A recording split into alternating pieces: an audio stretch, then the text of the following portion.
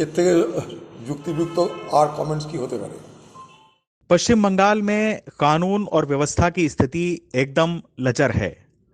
जिस तरह यहां प्रवर्तन निदेशालय की टीम पर हमला हमें देखने को मिला है, मैं ये कह सकता हूं कि बंगाल राष्ट्रपति शासन लगाने के लिए एकदम फिट केस है। यहां राष्ट्रपति शासन लगाना उपयुक्त होगा। পশ্চিমবঙ্গের আইন শৃঙ্খলার সেখানে এটা fit case for imposing presidential rule. सब जानते हैं कि ये नॉर्थ 24 परगना संदेश खाली जो है और सुंदरबन जो है, ये पूरा इलाका पकड़ के इसका बहुत सारे अवैध कारोबार चलता है। बीजेपी लीडर सुरेंद्र अधिकारी कह रहे हैं कि अवैध रोहिंग्या का ये एब्सोल्युटली, इसलिए मैं कह रहा हूँ ये साधारण जनता नहीं थे।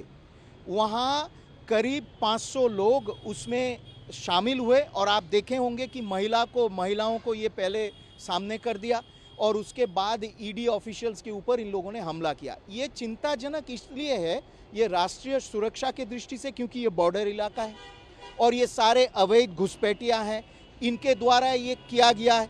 और ये चिंताजनक है क्योंकि हमारे जो फेडरल स्ट्रक्चर, संघीय ढांचा जो है, इस फेडरल स्ट्रक्चर के ऊपर ये सरासर एक हमला है। क्योंकि फेडरल स्ट्रक्चर के अंतर्गत सेंट्रल लॉ इन्फोर्सिंग एजेंसीज का हर जगह जाने का इनका अधिकार है। ये अधिकार को चुनौती न सिर्फ ये राजनीतिक रूप से दिया शाहजहां शेख, ये हमला किया इनके ऊपर और आपने देखा होगा बहुत बुरी तरीके से इनको पीटा गया। तो मुझे लगता है कि ये लिबरेटेड जोन इसने बनाया यहाँ, इट्स अ लिबरेटेड जोन। यहाँ कोई केंद्रीय सरकार का जांच एजेंसीज नहीं आ पाएंगे, कोर्ट का यहाँ कुछ नहीं चलेगा, सिर्फ मेरा चलेगा। मैं जो कहूँगा वही पुलिस करेगा, मैं जो कहूँगा ये लोकल एडमिनिस्ट्रेशन करेगा। सो इसलिए ये बहुत ही गंभीर विषय है। अलायंस पार्टी उनकी कांग्रेस कह रही है कि वहाँ पर जो है कानून व्यवस्था नहीं है, ईडी के ऊपर गुंडों का हमला होता है जो कि टीएमसी के नेता है। तो ऐसा कांग्रेस की तरफ से रिएक्शन आ रहा है क्योंकि दोनों का इंडिया गठबंधन अलायंस भी है।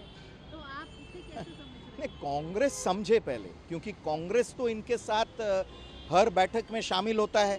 ये ममता बनर्जी खड़गे जी को प्रधानमंत्री बनाना चाहती है और टीएमसी के हर मामला, टीएमसी के सीनियर नेताओं के हर मामला कांग्रेस के अभिषेक मनु सिंघवी या कपिल सिब्बल लड़ते हैं। तो कांग्रेस जाने ना कि किन के साथ इन लोगों ने हाथ मिलाया।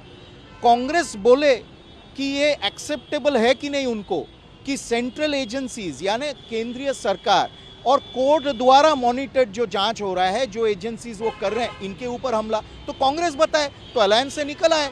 Is this the kind of alliance they want to bring about in future? यही ऑल्टरनेटिव वो लोग दे रहे हैं देश को कि ऐसा ऑल्टरनेटिव खड़ा करेंगे जहां लोग पीटेंगे हमारे ऑफिसर्स को, जहां आधिकारिक को पीटेंगे, जांच एजेंसीज को पीटेंगे, where people will take law into their hands. मैं फिर से कह रहा हूं दो बात। एक तो है जिन लोगों ने हमला किया उसमें से न सिर्फ टीएमसी कार्यकर्ता नहीं, गुंडे थे और रोहिंग्या थे। दूसरा बात है कि कुणाल घोष अपना दल को संभाले। दल के अंदर फ्री फॉर ऑल चल रहा है। ये भतीजा बुआ को बोल रहा है कि आप छोड़िए, बुआ कह रहे हैं कि तुम बैठो मैं देख लूँगा, मुझे चलाना है। भतीजा कह रहा है कि आप कुर्सी छोड़िए। तो ये पिछले एक हफ्ता से टीएमसी के नेता एक के बाद एक के ऊपर आरोप, सार्वजनिक तौर पे आरोपबाजी कर रहे हैं।